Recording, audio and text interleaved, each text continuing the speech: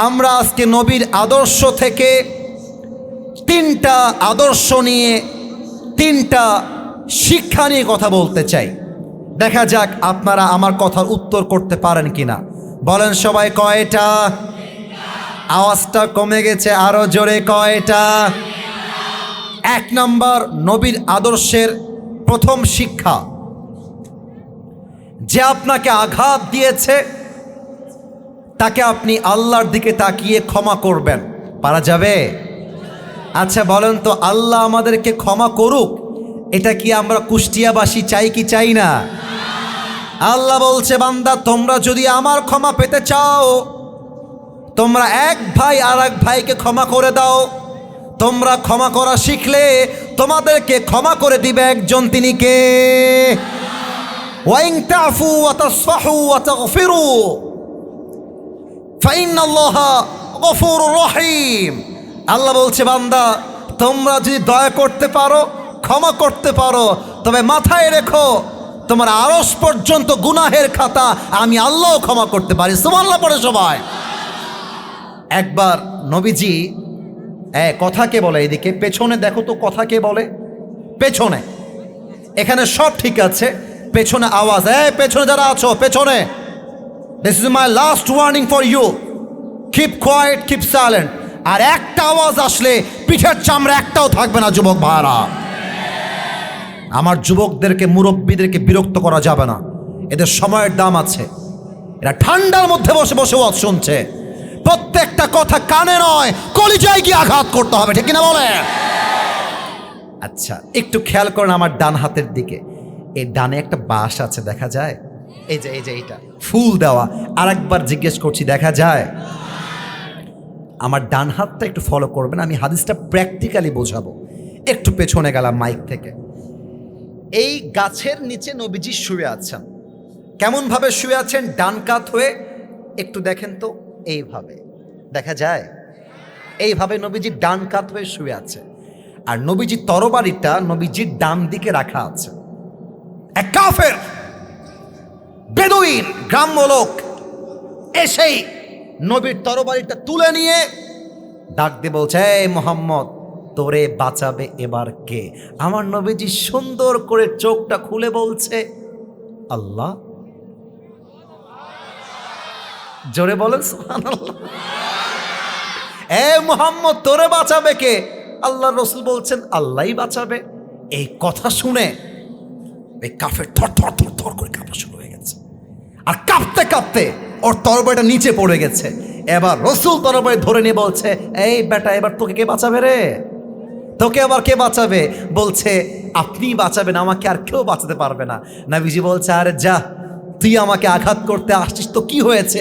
আমি তোকে আমার রবের জন্য মাফ করে দিলাম। সুবহানাল্লাহ পড়ে।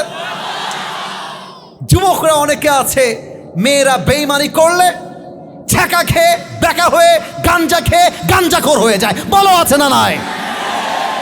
আরে বেটা, মাফও করে দিবা, জীবন থেকে ডিলিটও করে দিবা। আমার জীবনে বেঈমানের কোনো জায়গা নয়। ক্ষমা হবে, আমার জীবনে জায়গা হবে না। দেখেন তো মক্কা বিজয়ের ইতিহাস। আল্লাহ রসুল, বাবুরা এই নুনু কেটে দিব একেবারে। আর মুসলমানই হয়নি। মোবাইল ফোন বের করে টিকটক করে। আমি অবাক হয়ে যাই। আমি একটা কথা বলে ফেলবো, রাগ করবেন না তো? হ্যাঁ রাগ করবেন মনে হয়, বলবো না। আমাকে দেখেন, এইরকম বাচ্চা। আমি যখন রাস্তাঘাটে আগে হাঁটতাম, এখন আর হাঁটি না। সত্য কথা, এই যুবকদের ঠেলার জন্যই আমি আর রাস্তাঘাটে বের হই না। খালি বের হলেই সেলফি। আমি এটাকে অহংকারী বলছি না, আমার মেসেজটা বুঝবেন। এইরকম বাচ্চা আমাকে দেখে দৌড় দিয়ে আসে, তো দেখতেছি ওর হাতে ফোনটা এমন করে ভিডিও করতেছে। বাচ্চা কত হবে? এই 5-6 বছর বয়স হবে। বলছে, এই বাচ্চা, তুই আমাকে চিনিস কেমনে? বলছে, হুজুর টিকটকে দেখেছি। এইরকম বাচ্চা। তো এই বাচ্চাগুলো এখানে বসে বসে ভিডিও করলে হবে না। আমাদের কথা হচ্ছে, ভাই আজকে মাহফিল থেকে হেদায়েত হারায় গেছে। কমিটি চায় ভাইরাল বক্তা, মানুষ চায় জনপ্রিয় বক্তা। এখন বক্তা চায় আমার সঙ্গে সবাই সেলফি তুলবে, মারামারি করবে, এটাই ভাল লাগবে। মাঝখান দিয়ে হেদায়েত গেছে চাঁদের বাড়ি। তোমাদেরকে বলে দিলাম একটু ওদেরকে সাবধানে রাখো।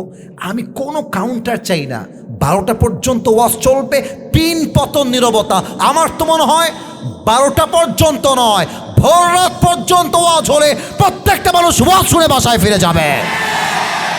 এটা কুষ্টিয়ার মাটি, ইসলামের ঘাটির জায়গা।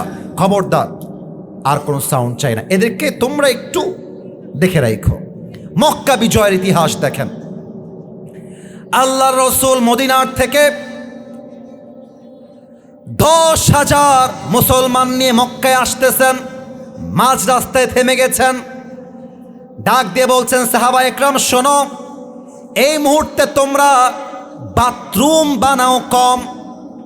বাচ্চা তোমরা আওয়াজ করছো, বাবুরা প্লিজ এটা তাকবীর দেন দেখি।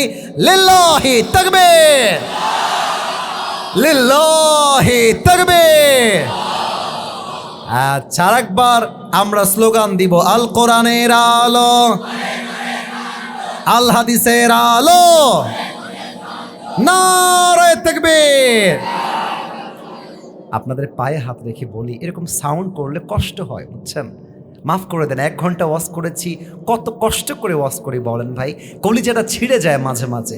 আওয়াজটা আসলে কি হয়, কথার যে ফ্লোটা আছে না, ধারাটা, সৌন্দর্য, ওটা হারিয়ে যায়। এই জন্য এটাই লাস্ট, দোয়া পর্যন্ত আর কোনো সাউন্ড হবে না। একবার ওয়াদা করে বলেন তো সবাই ইনশাআল্লাহ। আর একবার বলেন তো সবাই ইনশাআল্লাহ। আচ্ছা, এবার নবীজি বলছেন তোমরা ওয়াশরুম বানাও কম আর তাবু বানাও বেশি।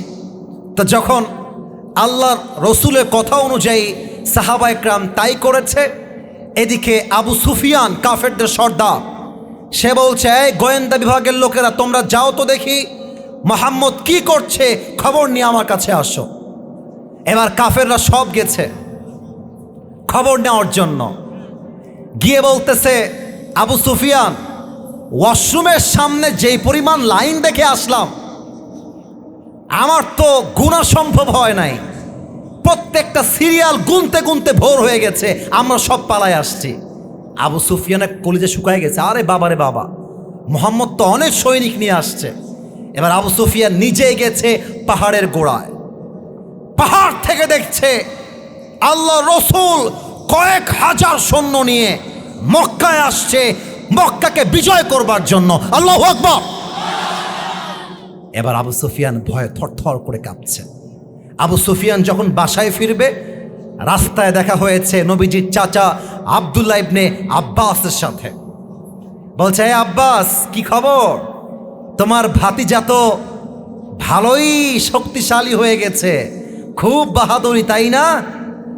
যেই মক্কার থেকে মুখ ঢেকে পালিয়ে গিয়েছিল, আজকে সেই মুহাম্মদ মক্কাকে দখল করতে চায়। তোমার ভাতিজার তো খুব বড় বাদশাহী হয়ে গেছে আব্দুল্লাহ।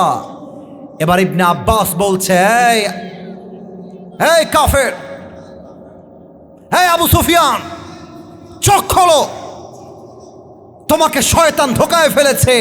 এটার নাম বাহাদুরি নয়, এটার নাম বাদশাহী নয়, এটার নাম অহংকার নয়, এটার নাম হচ্ছে আল্লাহর পক্ষ থেকে আসা নবুয়ত ছাড়া আর কিছুই নয়। ঠিক কিনা বলে? এবার আবু সুফিয়ান থরথর করে কাঁপতে কাঁপতে বাসায় গিয়েছে। আল্লাহর রসুল ডাক দিয়ে বলছেন সাহাবা একরাম শোনো,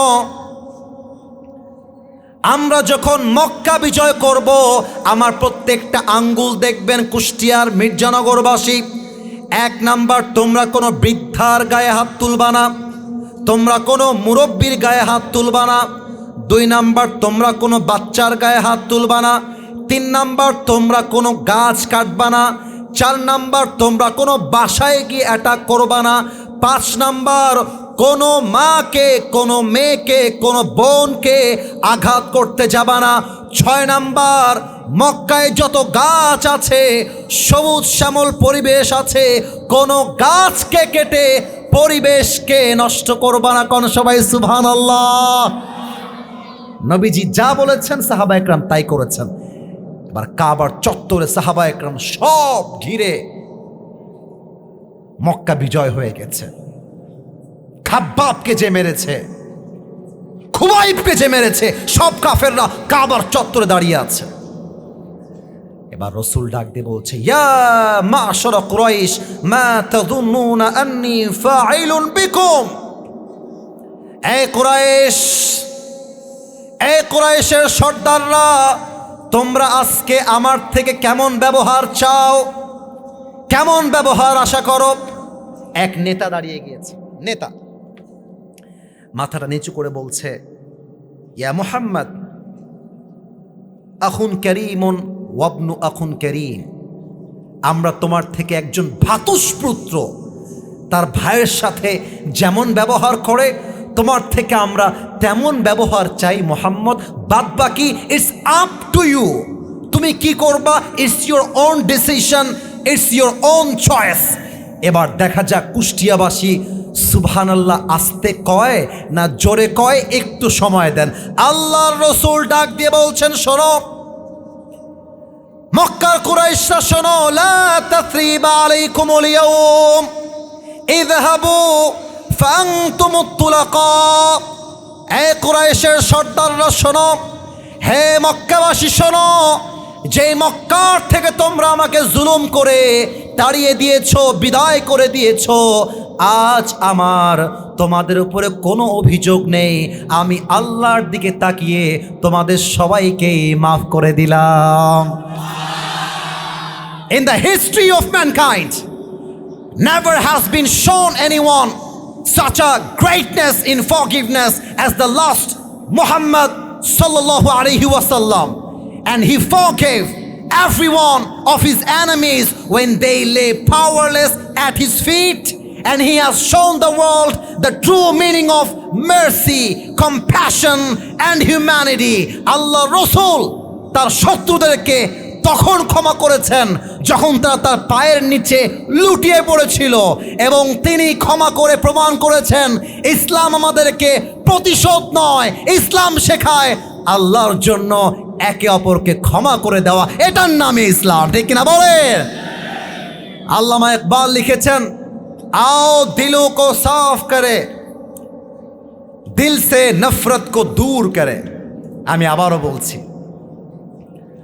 আল্লামা ইকবাল লিখেছেন, आओ दिलों को साफ करे, दिल से नफरत को दूर करे, और माफी की रोशन से हर किसी की जिंदगी को हम रोशन करे। ওনার কথা হচ্ছে, আসো আজকে আমরা দেখতে পাই বিএনপি জামাতের মারামারি, আজকে আমরা দেখতে পাই বিএনপি এনসিপির মারামারি। আমরা এই বাংলাদেশ চাই না, আমরা চাই বিএনপি জামাত এনসিপি ঐক্যবদ্ধ হয়ে কাজ করবে। স্বৈরাচার এই বাংলাদেশে আর কখনো ফিরে আসতে পারবে না। ঠিক কিনা বলো? ক্ষমা করতে হবে একে অপরকে। অতএব ইসলামের নবীর আদর্শের আজ প্রথম শিক্ষা ক্ষমা। এবার সবাই একটা কাশি দিয়ে উত্তর দিবেন, কাশি দেন। আজকে প্রথম শিক্ষা ক্ষমা। বলেন সবাই, প্রথম শিক্ষা। এবার নবীর জীবন থেকে আমরা 2 নাম্বার শিক্ষা জানতে চাই। শিক্ষার নাম হচ্ছে ধৈর্য তথা সবর। একটা প্রশ্ন করব, বেঁধে যাবেন না, বেঁধে যাবেন না, বেঁধে যাবেন না, একটু ঠান্ডা মাথায় উত্তর দেন। বলেন তো, নবীজির সবচেয়ে কলিজার টুকরা আদরের মেয়ে নাম কি? এই যে ভয় পাইছেন আপনারা, ভাই কথা কচ্ছেন না কিসের জন্য? ফাতেমা। বলেন সবাই, নাম কি? এবার কন দেই, ফাতেমার স্বামীর নাম কি ছিল? মুরব্বীরা উত্তর দেয়, যুবকরা উত্তর দেয় না। ছি ছি ছি, লজ্জা লেগেছে আমার। ফাতেমার স্বামীর নাম আলী। বলো, ফাতেমার স্বামীর নাম কি? এবার তো বাচ্চা বাচ্চা উত্তর দিবে। একটা প্রশ্ন করব, বলো তো, ফাতেমার গর্ভ থেকে 2 জন জান্নাতের সর্দার এসেছিল, এক হাসান, 2 এক হাসান 2। দেখেন নবীজি ধৈর্যের শিক্ষা কেমন করে দিয়েছে। তবে একটা কথা আমি না বললে আমার পেটের ভাত হজম হবে না।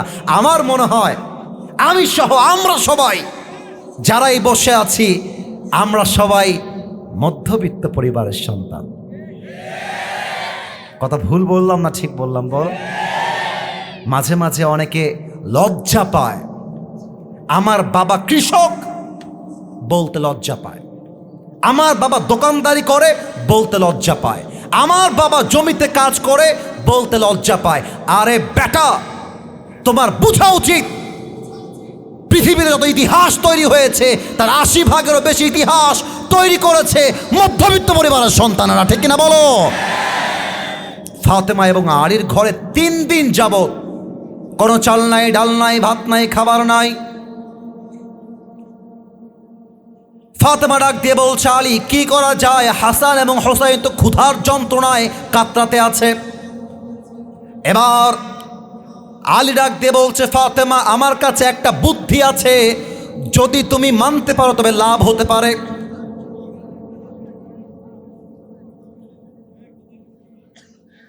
ফাতেমা ডাক দিয়ে বলছে, বলো কি বুদ্ধি আছে, আমি তাই করতে চাই।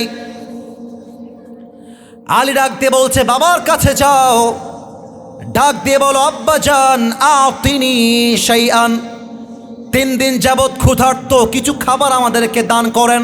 তোমাকে আব্বা খাবার দিবে, তুমিও খাবা, আমিও খাবো, হাসান খাবে, হোসাইন খাবে, ক্ষুধা আমাদের নিবারণ হয়ে যাবে। কোন সবাই সুবহানাল্লাহ। বলছে ঠিক আছে, যেহেতু তুমি স্বামী আমাকে অর্ডার দিয়েছ, আমি আমার বাবার কাছেই যাব। এই কুষ্টিয়াতে টিনের বাড়ি আছে না? টিনের বাড়ি, আমার বাসাও টিনের। এটা বলতে লজ্জাবোধ নাই। আমরা জন্ম নিয়েছি মাটির বাড়িতে, টিনের বাড়িতে, বলতে লজ্জা কিসের? আমরা গ্রামের ছেলে, বলতে আমাদের ন্যূনতম লজ্জাবোধ নেই, ঠিক না বলো? উই প্রাউড অফ ইট, আমরা গৌরব করি। তো নবীর বাসা ছিল মাটির বাসা। সুবহানাল্লাহ পড়বেন না আপনারা? আর একটু জোরে সুবহানাল্লাহ পড়বেন না? আচ্ছা, এই মাটির বাসায় বারান্দা থাকে না? বারান্দা, কথা না করলে বুঝি ক্যামেরা, বারান্দা থাকে না ভাই?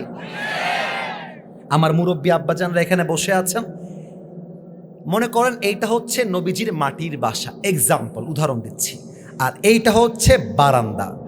উফ, মায়েরা কান খাড়া করবেন। আমার মুরব্বী আব্বাজান, আপনার পায়ে আমার হাত, কানটা খাড়া করেন।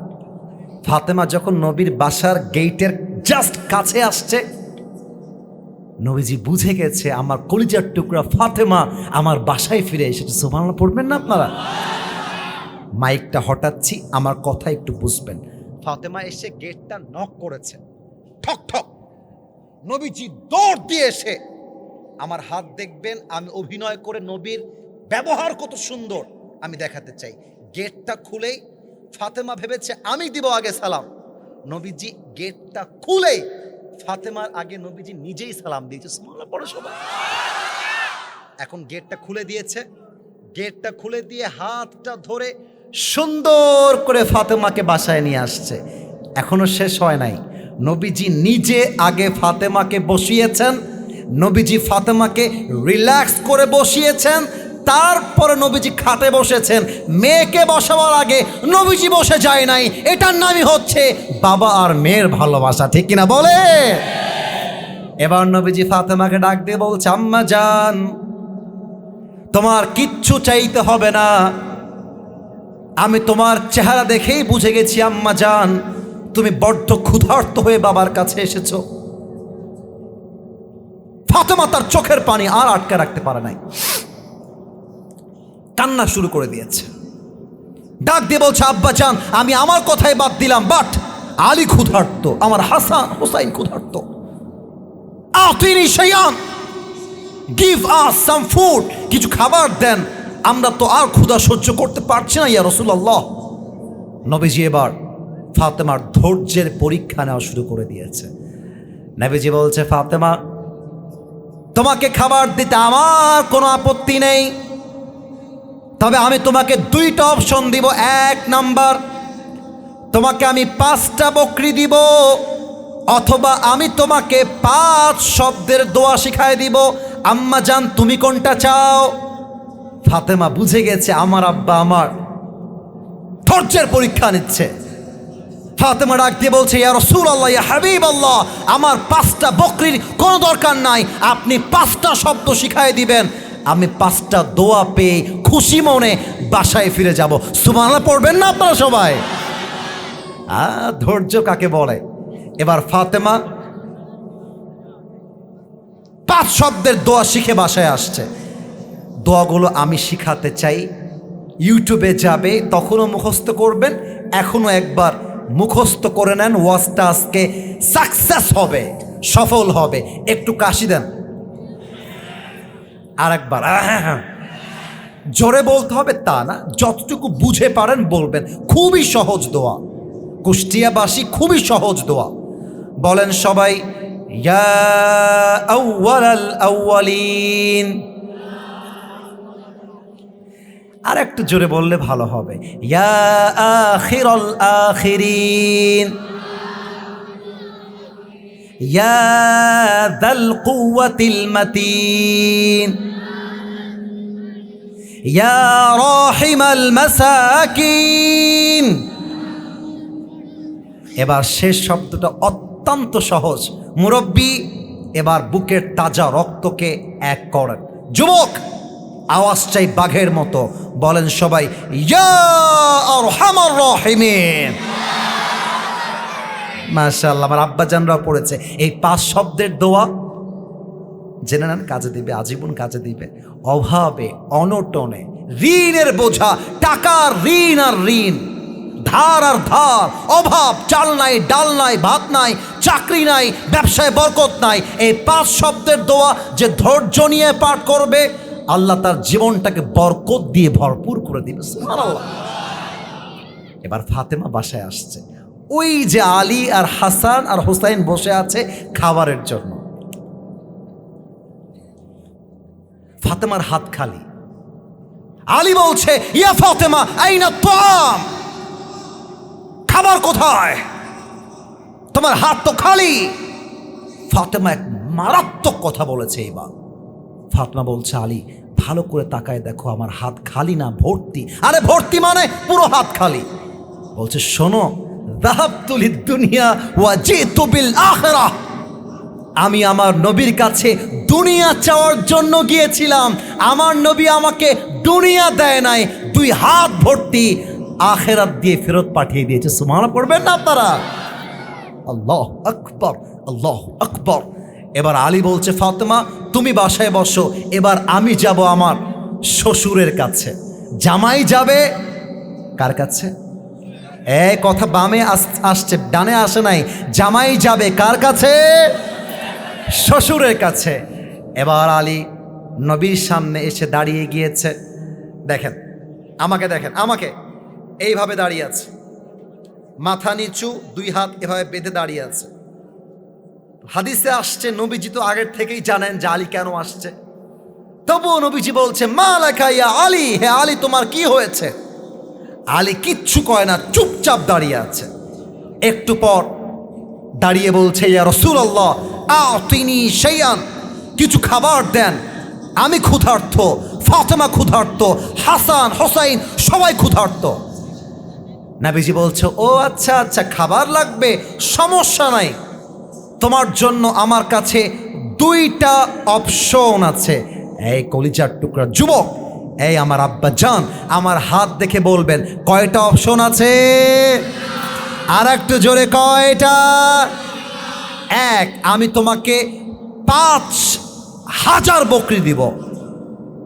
আগে ছিল 5টা, এবার হয়েছে 5000। আর তোমাকে 5 শব্দের দোয়া শেখায় দিব।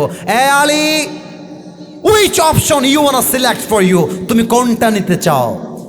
এবার জামাই বুঝে গেছে আমার শ্বশুর আমাকে ধৈর্যের পরীক্ষা নিচ্ছে। আলী ডাক দিয়ে বলছে, ইয়া রাসূলুল্লাহ আমার 5000 বকরির দরকার নাই, আপনি আমাকে 5 শব্দের দোয়া শিখাইলে আমি আলী খুশি হয়ে যাব। সুবহানাল্লাহ পড়বেন না আপনারা সবাই? এবার 5 শব্দের দোয়া শিখে বাসায় আসছে। হাদিসে আসছে আলী এবং ফাতেমা এই 5 শব্দের দোয়া দিয়ে ধৈর্যের সাথে আমল করেছে। কয়েকদিন পরে তাদের ঘরে আল্লাহ বরকত দিয়ে ভরপুর করে দিয়েছে। কোন সবাই সুবহানাল্লাহ? আমার কলিজার টুকরা কুষ্টিয়াবাসী কেমন আছেন আপনারা সবাই? আপনারা কি আমাকে চেনেন? ফেসবুকে দেখেছেন কখনো? আমাকে যুবকরা একটু খুব ভালো করে চেনে, ওদের অধিকার নিয়ে কথা বলি তো, তাই যুবকরা আমাকে একটু ভালোবাসে বেশি, আমি যুবকদেরকে একটু ভালোবাসি বেশি। আত্মার কানেকশন, হার্ট কানেকশন। আমি কি বুড়া নাকি রে বাবা? আমি বুড়া না, আমিও যুবক, তোমরাও যুবক। অতএব আজ কথা বলবো কাউকে ভয় করে নয়, যা হক কথা তা বলবো। যে বাধা দিবে তার পিঠের চামড়া একটাও থাকবে না আজকের মাহফিলে। ভূমিকাতে 3টা কথা বলে আমি আমার মূল তাফসিরে ফিরে আসতে চাই। আমার কথা কি বোঝা যায়? তো কথা না বলি বুঝি কেমবেলা? কথা তো কতি হবে, বোঝা কি যায়? বলেন সবাই, ভূমিকায় আমরা কয়টা কথা বলতে চাই? আওয়াজ আসি নেই ভাই, জোরে কতি হবে, কয়টা? আরে কুষ্টিয়ার মাটি তো কাপুরুষের মাটি নয়। আমার সামনে কাপুরুষের বাচ্চা নয়, সব বীরপুরুষের বাচ্চাগুলো আমার সামনে বসে আছে। আওয়াজ যেন আসতে না আসে। আরেকবার জিজ্ঞেস করি, বলেন সবাই কয়টা? 1 নাম্বার কথা অনেকের গায়ে লাগতে পারে, একটু মাজায় গামছা বেঁধে নেন। আমি হক কথা বলতে চাই, আপনার গায়ে লাগলেও বলবো, আপনার গায়ে না লাগলেও আমার ক্ষতি হবে ভাই, এইটা আমার দায়িত্ব ভাই। 1 নাম্বার কথা, আগামী ফেব্রুয়ারি মাসে নির্বাচন হতে পারে বলে আমরা ঘোষণা পেয়েছি, অ্যানাউন্সমেন্ট পেয়েছি। আমাদের মুসলমান হিসেবে প্রথম দাবি, বিগত সরকার দেখেছি, শাসন দেখেছি, রাজনীতি আমরা দেখেছি, সব আমরা অবজারভেশন করেছি। 1 নাম্বার দাবি, আগামীর বাংলাদেশে আমরা কোনো নারীকে ক্ষমতার চেয়ারে আর দেখতে চাই না। প্রথম দাবি। সেকেন্ড দাবি, আমরা বাংলাদেশে এমন একজন প্রধানমন্ত্রীকে দেখতে চাই, আমার দেশের প্রধানমন্ত্রী এমন এক পুরুষ হবে যে প্রধানমন্ত্রী চাইলে জাতীয় সংসদে দাঁড়িয়ে দেশের পক্ষে যেমন বক্তব্য দিবে, আমার দেশের প্রধানমন্ত্রী চাইলে ঢাকার জাতীয় মসজিদ বাইতুল মুকাররমে দাঁড়িয়ে জুমার খুতবা দেওয়ার যোগ্যতাও রাখবে। হাত তুলে বলো ঠিক কিনা? 3 নাম্বার দাবি, আমি জানি না আমার যুবক ভাইয়েরা আমাকে ঠিক কত জোরে বলবে, বাট আমার মনে হয় ইমান থাকলে আজকে পুরো মাঠটা ঠিকের আওয়াজে কেঁপে উঠবে। দেখা যাক তোমাদের আওয়াজ কতটুকু আমার কানে আসে। আগামীর পার্লামেন্ট চলবে আল্লাহর এই কোরআন দিয়ে। দ্বিমত না একমত? সংসদে কোরআন চলবে, পার্লামেন্টে কোরআন চলবে, আমরা সবাই চাই কি চাই না? মাঝে মাঝে মাহফিলে নো তাকবীর it's not the perfect time for তাকবীর, লেটস মেক ইট বেটার। আর একটু পরে আমার তাকবীর দিব। অনেকে দেখবেন মাহফিলের মাঝেই চিৎকার দিয়ে বলে, হুজুর রাজনীতির কথা বাদ দেন, কোরআন থেকে কথা বলেন, কোরআনের ওয়াজ করেন, তাফসীর করেন। ইটস জাস্ট লাইক, তার ভাবটা হচ্ছে এমন মনে হয় কোরআনে কোনো রাজনীতি নেই।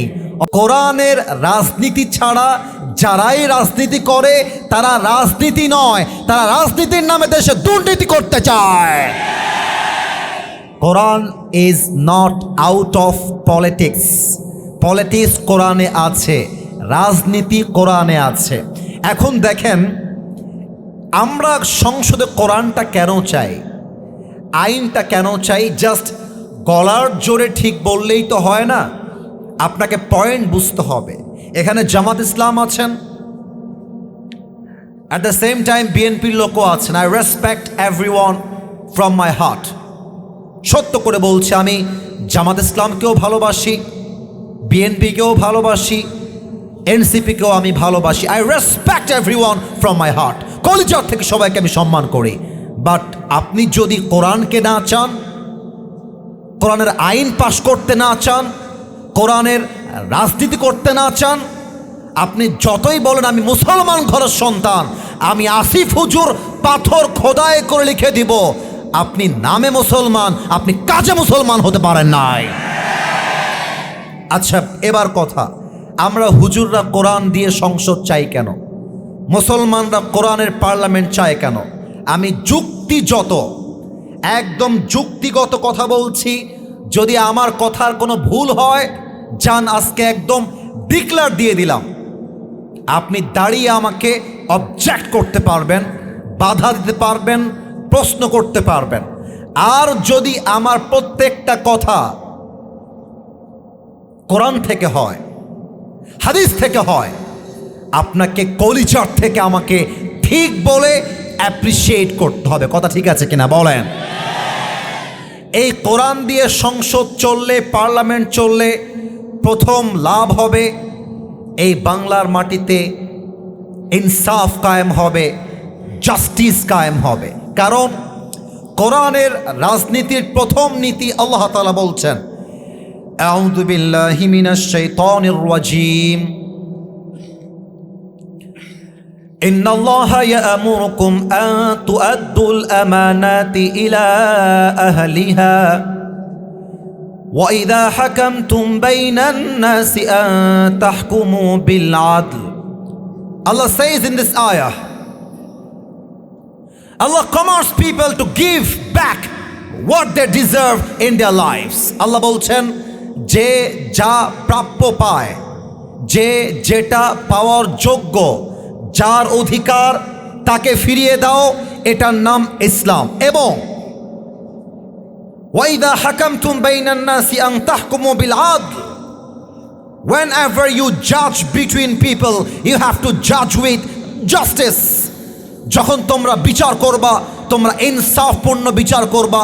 কোনো বেইনসাফি স্বজন প্রীতির নাম ইসলাম হতে পারে না, কোরআন হতে পারে না। ঠিক কিনা বলে?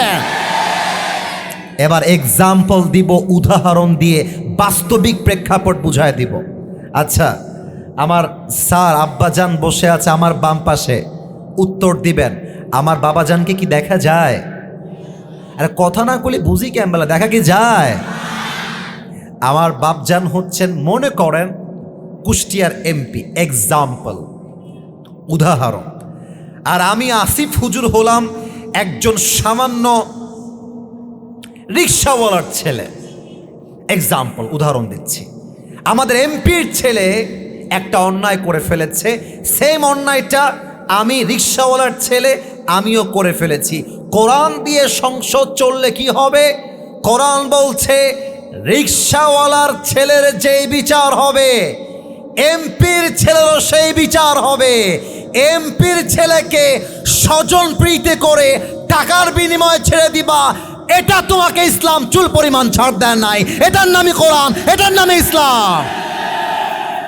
আর একটা ছোট্ট উদাহরণ দিয়ে বুঝাই দেই। এই পাগড়িওয়ালা, তুমি দাঁড়াও তো বাবু, পাগড়িওয়ালা, সাদা পাগড়িওয়ালা, বাবু দাঁড়াও, ভয় নেই। নতুন নতুন ভয় পায়, ভয় নাই। তোমার নাম কি বাবু? আচ্ছা, এবার কম দেখি, ওরে কি দেখা যায়? এ কথা কম না কিসের জন্য দেখা যায়? আমার পাগড়িওয়ালা ভাই মনে করেন যে আমি ওয়াজ শেষ করে যাওয়ার সময় আমাকে ধরেছে। আমি আবার রাজশাহীর ভাষাও পারি। রাজশাহীতে বলে, কি বে তোর বাড়ি কতি বে? রাজশাহীর ভাষা। ভালোই দেখছি তুমি রাজনীতি নিয়ে ওয়াজ করছো। আগে বলতা যুবকদেরকে নিয়ে, আগে বলতা নারীর অধিকার নিয়ে, এখন বলছো পার্লামেন্টে কোরআন চাই। আপনি খালি কুষ্টিয়ার রাস্তায় উঠেন, আপনাকে আমি দেখে নিব, আপনার ঠ্যাং আমি আজকে ভেঙে দিব। সে আমাকে বলছে, হুমকি দিচ্ছে। আমি বলছে এর বাড়ি কতিবে, একে ধরতো, ড্রাইভার সাহেব নিয়ে আসেন রামদা চাকু, ওকে আমি আজকে দেখে নিব। একটা চাকু নিয়ে আসছে, বা রামদা বা হাইসা বটি, নাম কি ঠিক আছে না ভুল বললাম? একটা বটি নিয়ে আসছে, বললাম ওকে আজকে দেখে নিব। দিয়ে একটা কোপ মারছি, ও ডান পা কেটে বিচ্ছিন্ন হয়ে মাটিতে পড়ে গেছে। বসে পড়ো। এবার আমার মুরব্বীরা বলছে, এ হুজুরকে ধর ধর। হুজুর দাড়িওয়ালা, টুপিওয়ালা, পাগড়িওয়ালার পা কেটে ফেলেছে, হুজুরকে ধর। কোনো মতে আমাকে ধরে কুষ্টিয়ার জেলে ভরে দেওয়া হয়েছে। আমার নামে মামলা হয়েছে যে কুষ্টিয়ার মির্জানগরে আসিফ হুজুর গিয়ে একজন যুবকের ডান পা কেটে দিয়েছে। এবার আপনাদের পালা, বাম পা না ডান পা? আচ্ছা, ভয় কিসের, বাম পা না ডান পা? উত্তরটা যদি আসতে দেন তাহলে আমার মনে হচ্ছে আপনারা হয়তো বা আমার পয়েন্টটা বোঝেন নাই। আমি কেটেছি ডান পা। বলেন সবাই, বাম পা না ডান পা? এখন আগামীকাল আমার নামে মামলা হলো। 3 দিন পরে কুষ্টিয়ার জেলা আদালতে আমার বিচার হবে যে আসিফ হুজুর মির্জানগরে একজন যুবকের পা কেটে দিয়েছে, তার বিচার হবে। এখন আমি দাঁড়িয়েছি কাঠগড়ায়, মাথা আমার নিচু। জজ সাহেব বলছে, এই হুজুরের ওয়াজ তো আমিও শুনেছি ফেসবুকে, এ লোক তো দেখতে সুন্দর, মানুষ তো ভালো না দেখছি, না কাজটা আপনি ঠিক করেন নাই হুজুর। আমি আপনাকে বাংলাদেশের ব্রিটিশ ল, কথা বুঝতে হবে, মজার জন্য বলছি না, ব্রিটিশ আইন সেই হিসেবে বিচার করলাম যে আসিফ হুজুরকে পা কাটার জন্য 1 বছরের জেল আর 10 লাখ টাকা জরিমানা করা হলো। 1 বছরের জেল, কয় লাখ টাকা জরিমানা? এবার কুষ্টিয়াবাসী জেগে উঠেছে। 1 বছরের জেল, কয় লাখ টাকা জরিমানা? 10 লাখ টাকা জরিমানা। এবার একটা বিচার, এটা কি ইনসাফপূর্ণ হলো কিনা, এটা কি জাস্টিসপূর্ণ হলো কিনা বোঝার জন্য দাড়িপাল্লা নিয়ে আসেন। দাড়িপাল্লার ডান দিকে পাগড়িওয়ালা ভাইয়ের ডান পা যে কেটে দিয়েছি ওইটা রাখেন। দাড়িপাল্লার বাম দিকে আমাকে যে বিচার করে 1 বছরের জেল দিয়েছেন, 10 লাখ টাকা জরিমানা করেছেন, বাম দিকে রাখেন। এবার কুষ্টিয়াবাসীর মেধাকে জাস্টিফাই করতে চাই। যতই আপনি দাড়িপাল্লার ডান দিকে ডান পা দেন আর 1 বছরের জেল আর 10 লাখ টাকা জরিমানা দেন, আপনি যতই টান দেন ধরে, সমান সমান হবে? এত আস্তে কেন হবে? আচ্ছা, বাম পাল্লায় আমি দিলাম 20 লাখ টাকা আর 3 বছরের জেল, আবার টান দেন, সমান সমান হবে? সমান সমান যদি করতে চান, আল্লাহর জমিনে আল্লাহর কোরআনের সংবিধান কায়েম করতে হবে।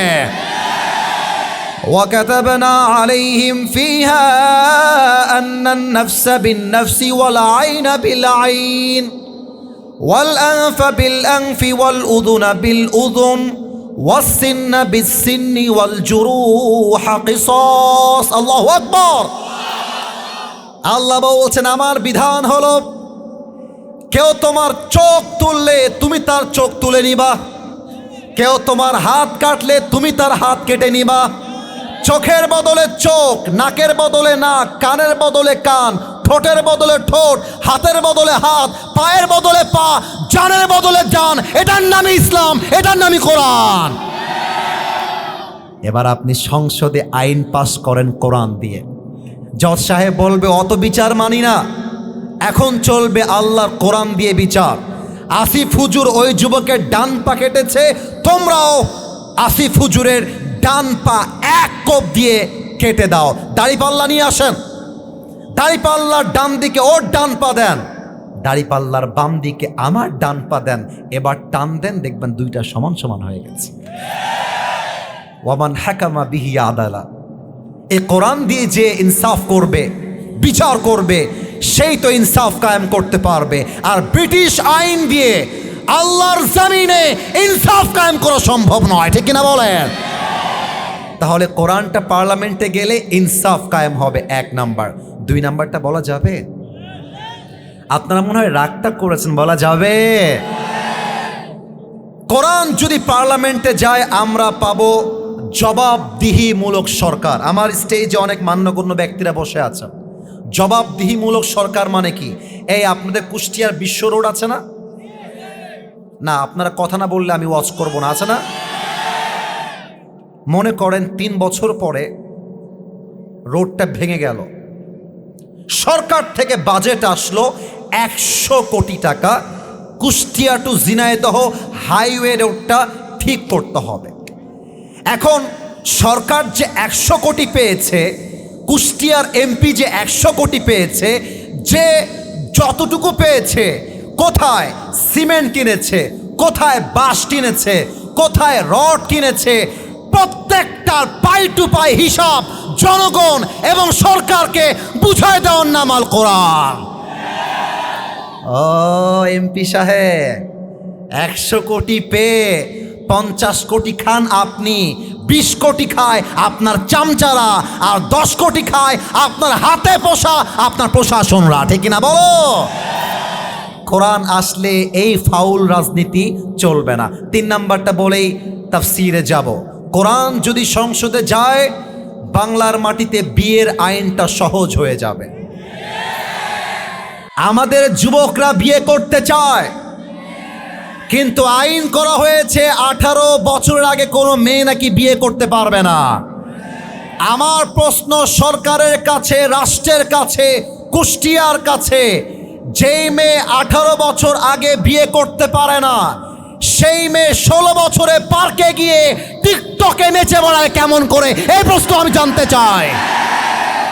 ও, 18 বছর আগে বিয়ে করা যাবে না, কিন্তু পার্কে গিয়ে প্রেম করা যাবে, এটাই বোঝা যায়। বাংলার পার্লামেন্ট চলছে কোরআন দিয়ে নয়, বাংলার পার্লামেন্ট চলছে পশ্চিমা সংস্কৃতির দালালি করে। যুবক ভাইরা, ঠিক কিনা বলো? আর এই যে যুবকগুলো বসে আছে, অনেক যুবক ছেঁকা খেয়ে বেকা হয়ে গেছে, বিশ্বাস করেন। আমার কথা একটা, এই শীতকালে আমার বাড়িতে বউ লাগবে, আমি আর কিছুই চাই না। যুবকদের চরিত্র আইফোন দিয়ে ঠিক হবে না, যুবকদের চরিত্র R15 দিয়ে ঠিক হবে না। চরিত্র ঠিক করতে ঘরে ঘরে বউ দরকার। হাত তুলে বলো ঠিক কিনা। আব্বা বোঝে না, আব্বা বোঝে না। আব্বা বলে নিজের পায়ে দাঁড়িয়ে বিয়ে কর। আর মেয়েদের কথা কি বলবো, মেয়েরা সরকারি চাকরি পাইলে আর কয়েকটা টাকা পাইলে বুইড়া টাকলার সাথে বিয়ের পিড়িতে বসে যায়। বলো, আল্লাহ এমন মেয়েদেরকে বোঝার তৌফিক দান করুক, হেদায়াত দান করুক। পড়েন সবাই আমিন। আপনাদের বউ আছে কার কার? তারা একটু হাত তোলেন। বউ আছে? আচ্ছা, বউ আছে আপনাদের, অনেকের বউ আছে। হাত নামান, হাত নামান, প্রিয় ভাইয়েরা, হাত নামান। এবার কপাল পোড়া, হতভাগা, গরিব যারা, সিঙ্গেল যারা, তারা হাত তোলো সবাই। আপনারা দেখেন আব্বা যান যুবক ভাইদেরকে, এই তোমাদের কারো বউ নাই? এই আমি বিশ্বাস করি না। আল্লাহ সবাইকে দিনদার নেককার বউ পাওয়ার তৌফিক দান করুক। পড়েন সবাই আমিন। যে আমিন কয় নাই সেই বউ পাবে না। বলো সবাই আমিন। মুরব্বীরা দাঁত বের করে করে হাসতেছে, আব্বা জান হাসলে হবে না। এবারে সংগ্রাম যুবকদের বিয়ের সংগ্রাম, এবারে সংগ্রাম চরিত্র রক্ষার সংগ্রাম, এবারে সংগ্রাম ব্রেকআপ করে হালাল ধরবার সংগ্রাম। আমরা 3টা তাকবীর দিয়ে আলোচনায় যাব মূল তাফসীরে। প্রথম তাকবীর দিবেন বিবাহিত ভাইরা। বিবাহিত ভাইরা একটু কাশি দেন। দেখা যাক কারা জিতে আজকের এই মাহফিলে। এই বিবাহিত ভাইরা, আমাদের মান সম্মান নষ্ট করা যাবে না। গায়ের জোরকে এক করে তাকবীর দিবেন। আমি বলবো লিল্লাহি তাকবীর, আপনি বলবেন আল্লাহু আকবার। দেখা যাক বিবাহিতদের সাউন্ড কেমন এই কুষ্টিয়ার মির্জানগরে। বিবাহিত ভাইরা আমার সাথে লিল্লাহি তাকবীর। 65।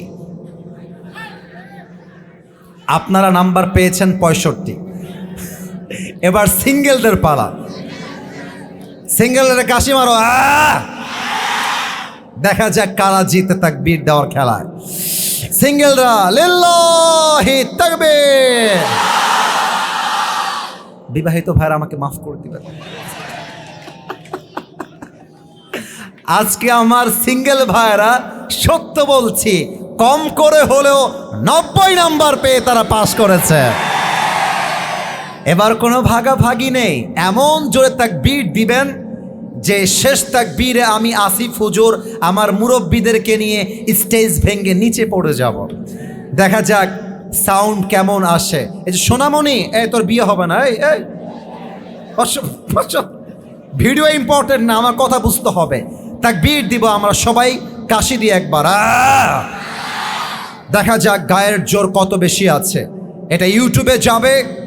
আগামীকাল প্রত্যেকটা জেলার মানুষ বলতে বাধ্য হবে, কুষ্টিয়ায় মির্জানগরে আমার সামনে কোনো বিড়ালের বাচ্চা নয়, সব সিংহের বাচ্চাগুলো আমার সামনে বসে আছে। নারায়ে তাকবীর। আল কোরআনের আলো, আল হাদিসের আলো, কোরআন হাদিস যেখানে, আলেম ওলামা যেখানে, কুষ্টিয়াবাসী যেখানে, মিরপুরবাসী যেখানে, মির্জানগরবাসী যেখানে, আল্লাহ যেন কবুল করে। পড়েন সবাই আমিন। আমি আমার তাফসীরে কামব্যাক করতে চাই একটা প্রশ্ন করে, উত্তরটা যেন আমার মুরব্বীরা, যুবকরা, বাচ্চারা কেউ বাদ না পড়ে যায়। বলেন তো আমাদের নবীর নাম মুহাম্মাদুর রাসূলুল্লাহ সাল্লাল্লাহু আলাইহি ওয়াসাল্লাম। সবচাইতে বড় হতভাগা হলো সেই বান্দা যে নবীর নাম শুনেছে বাট দুরূদটা পাঠ করতে পারে নাই। আমি বলবো মুহাম্মাদুর রাসূলুল্লাহ, সবাই আমরা দুরূদ পাঠ করব একসাথে। মুহাম্মাদুর রাসূলুল্লাহ সাল্লাল্লাহু আলাইহি ওয়াসাল্লাম। আমার কুষ্টিয়াবাসী, নবীর উম্মত হতে পেরে আমরা সবাই খুশি না বেজার? নবীর আদর্শের সৈনিক হতে পেরে আমরা সবাই খুশি না বেজার? আমাদের আদর্শের নাম মুজিববাদী আদর্শ নয়।